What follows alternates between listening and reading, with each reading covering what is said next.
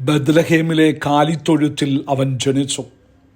വചനം പറയുന്നത് പിള്ളക്കച്ചയിൽ പൊതിഞ്ഞ് തൊഴുക്കുരുട്ടിൽ കിടത്തിയെന്നാണ്.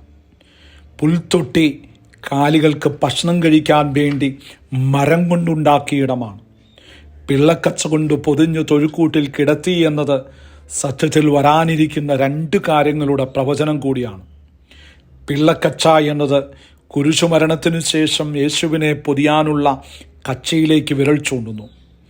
മരിക്കുമ്പോൾ ക്രിസ്തു ലോകത്തിനാകമാനം ഭക്ഷണമായി മാറും എന്നതിൻ്റെ മുൻരൂപമായിട്ടാണ് പുൽത്തൊട്ടി നിലനിൽക്കുന്നത്.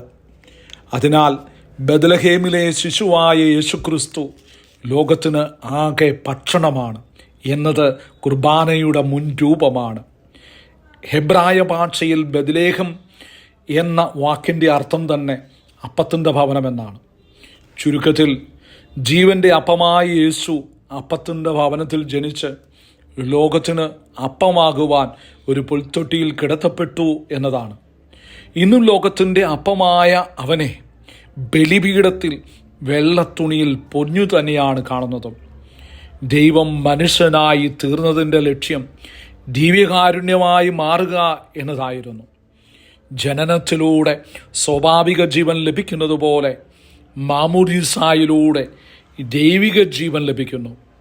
നമ്മുടെ സ്വാഭാവിക ജീവൻ നിലനിർത്തുവാൻ നമ്മൾ അനുദിനം അപ്പം കഴിക്കുന്നത് പോലെ നമ്മിലെ ദൈവിക ജീവൻ നിലനിർത്താൻ ദൈവം തൻ്റെ നിത്യജീവൻ ദൈവികാരുണ്യത്തിലൂടെ പരിശുദ്ധ കുർബാനയിലൂടെ നമുക്ക് നൽകുന്നു. യേശു പറഞ്ഞത് ഓർക്കുക, എൻ്റെ ശരീരം ഭക്ഷിക്കുകയും എൻ്റെ രക്തം പാനം ചെയ്യുകയും ചെയ്യുന്നവന് നിത്യജീവനുണ്ട്. അതുകൊണ്ട് ദൈവപ്രകൃതിയിൽ നമ്മെ ഭാഗവാക്കാകാൻ വേണ്ടിയാണ് വചനം മാംസം ധരിച്ചത്. വിശുദ്ധ അത്തനേഷ്യസ് പറഞ്ഞത് നമ്മൾ ദൈവങ്ങളായി തീരാൻ വേണ്ടിയാണ് അവിടുന്ന് മനുഷ്യനായി എന്നതാണ്. ദൈവത്വത്തിൽ നമ്മെ ഭാഗവാക്കാക്കാൻ വേണ്ടി ദൈവത്തിൻ്റെ ഏകപുത്രൻ നമ്മുടെ പ്രകൃതി സ്വീകരിച്ചു. മനുഷ്യനെ ദൈവങ്ങളാക്കി തീർക്കാൻ വേണ്ടി അവിടുന്ന് മനുഷ്യനായി. നാം ദൈവിക സ്വഭാവത്തിൽ പങ്കാളികളാകുന്നതിൻ്റെ അർത്ഥം ദൈവത്തിൻ്റെ അനശ്വരത, ദൈവത്തിൻ്റെ നന്മ, ദൈവത്തിൻ്റെ ജീവിതം, ദൈവസ്നേഹം എന്നിവയിൽ നാം പങ്കാളികളാകുന്നു എന്നതാണ്.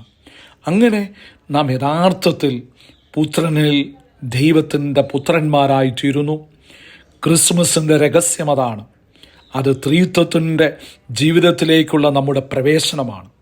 പുത്രനിൽ ദൈവത്തിൻ്റെ പുത്രന്മാരായി തീരുമ്പോൾ പരിശുദ്ധാത്മാവിൻ്റെ ശക്തിയാൽ പിതാവിനെ ആരാധിക്കുവാനും പിതാവും പുത്രനും പരിശുദ്ധാത്മാവുമായ പരിശുദ്ധ ത്രിത്വത്തിലെ സ്നേഹത്തിൻ്റെ നിത്യമായ കൈമാറ്റത്തിലേക്ക് പ്രവേശിക്കുവാനും കഴിയും.